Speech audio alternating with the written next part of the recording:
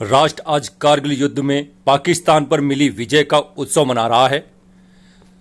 भारत सेना इस युद्ध में अदम्य साहस का परिचय देते हुए पाकिस्तानी सेना को पीछे हटने पर मजबूर कर दिया और विजय प्राप्त की। इस युद्ध की समाप्ति 26 जुलाई 1999 को हुई थी। तब से लेकर अब तक हर वर्ष 26 जुलाई के दिन कारगिल विजय दिवस के रूप में मनाया जाता है। यह युद्ध भारतीय सैनिकों की वीरता की अमिट और स्वर्णिम कहानी की साक्षी रहा है। यह युद्ध करीब 2 महीने तक चला था और इसमें हमने अपने 527 जांबाज सिपाहियों को खो दिया था। कारगिल विजय दिवस पर राष्ट्रीय अभिनंदन है उन शहीदों का जिन्होंने भारत माता और तिरंगे की रक्षा के लिए अपने प्राणों की कुर्बानी दी। कारगिल विजय दिवस पर देखें खास रिपोर्ट देवेश कुमार स्वर्णकार के साथ टीवी 24 भारत वर्ष पर। शहीदों की चिताओं पर लगेंगे हर बरस मेले, वतन पे मरने वालों का यही बाकी निशा होगा।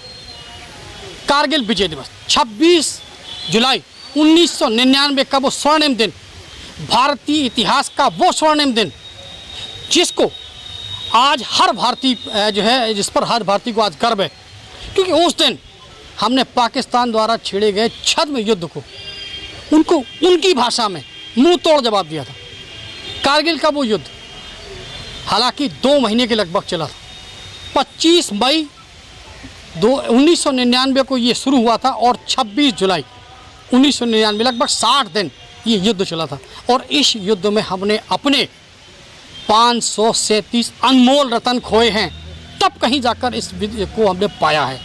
महासचिव पूर्व सैनिक वेलफेयर एसोसिएशन, मेरा शुरू से जज्बा रहा है कि मैं सेना में जाऊं। मैंने कारगिल युद्ध तो नहीं देखा, लेकिन कारगिल युद्ध के बाद मुझे ऐसा था महसूस हो रहा था कि मैं सेना में निश्चित ही भर्ती हो जाऊंगा। और ये एक दिन मुझे सफलता मिल गई 2003 में। और जब मैं भर्ती हुआ तो मेरी सबसे पहली चॉइस थी, मुझसे चॉइस पूछी गई कि आप पहली पोस्टिंग कहाँ के लेंगे।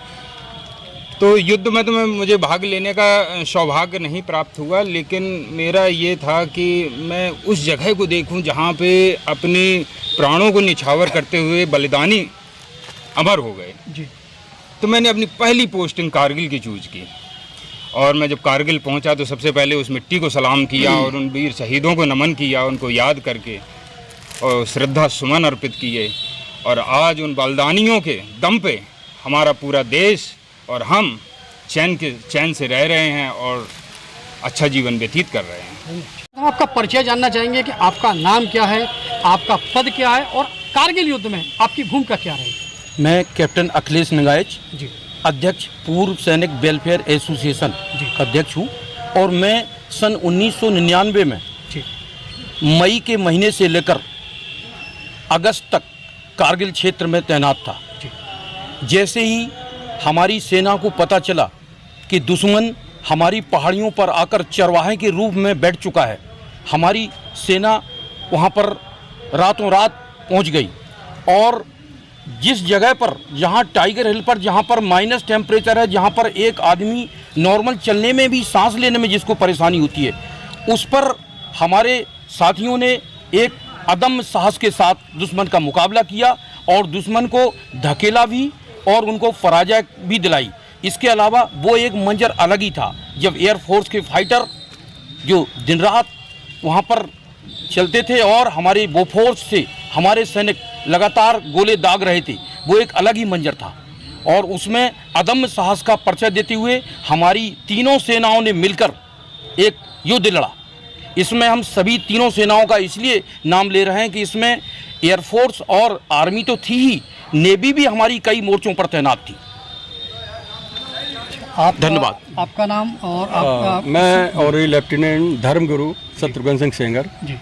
और हम लोग राजरिप में रहे, बॉर्डर पर रहे। जो कारगिल क्षेत्र जो लेह से लेकर के जम्मू के बीच में जो कारगिल का क्षेत्र है, उस क्षेत्र से लेकर के जो पूरे पश्चिमी भारत है, वो पाकिस्तान से युद्ध के बॉर्डर पर सभी सैनिक रहे।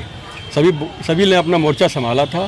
जो युद्ध में जिन्होंने भाग लिया, उन भाग लेने वाले योद्धाओं के बीच में हमारा काम था। धर्मगुरु था तो मोटिवेशन करता था। जो पार्टी जाती थी उनको विजय तिलक करता हुआ आरती पूजन करके उनको विजय तिलक करके गीता का श्लोक सुना करके और जयघोष कराते हुए उनको प्रस्थान कराता था। उनको एक मोटिवेशन करना है। युद्ध नहीं है आज यहाँ का तीर और तलवारों से, हमको लड़ना होगा देश के गद्दारों से।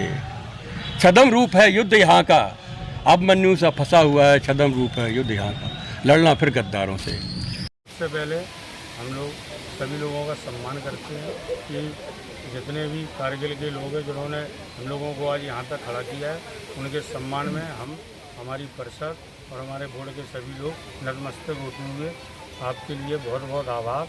और हम लोग यहाँ पे जो आज एकत्रित हुए हैं पार्क में, सबसे पहले तो इन्हें नमन करते हैं जिनके हमारे आज आप लोग यहाँ तक पहुँचे हैं। अभी तक हम लोगों का एक प्लान है, 15 अगस्त में ये पार्क कभी नहीं सजा है, हम लोग इस बार 15 अगस्त में तिरंगे से ये पार्क सजवाएंगे और शहर में ये हम देंगे, ये एक संदेश देंगे कि आज़ादी के हम लोगों को कैसे मिली है। पूरे शहर में बड़ी बड़ी स्ट्रीट लाइटों में हम लोग तिरंगा लगाने का कार्य भी कर रहे हैं। इसके लिए बस यही हमारा पूरा हम लोग कहना चाहते हैं। आप लोग सभी लोग 15 को आमंत्रित रहिए। पूरा शहर हम लोग तिरंगा से कर रहे हैं और आप लोगों के विजय दिवस के लिए और जो लोग शहीद हुए उनके लिए श्रद्धामन। दशरथ जी कुछ अनुभव बताइए। अनुभव 1999 में हम जो है हमारा इलाका अलग था, सेना में अलग अलग कुछ होता, हम एक सपोर्टिंग फोर्स थे। ओके। और हमारा भी ये लगता था कि खून से खून मतलब बह जाए और हम युद्ध में हमारे जो जवान थे, हमारे जो भाई थे वो जाते थे तो एक अच्छा साहस मिलता था, अच्छा सहयोग देते थे। बस ये मैं 1999 में जब कारगिल युद्ध हो रहा था उस समय ट्रेनिंग में था।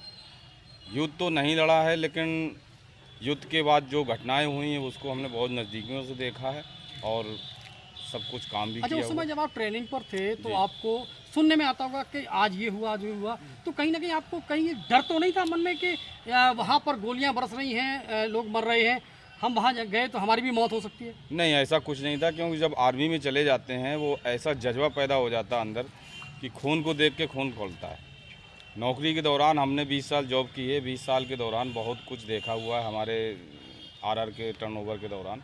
तो ऐसा तो कुछ कभी नहीं हुआ है और हमेशा ये हुआ है कि अगर एक आया, एक ने हमारे उसको मारा तो हम 10 को मारें, ये हमेशा रहा।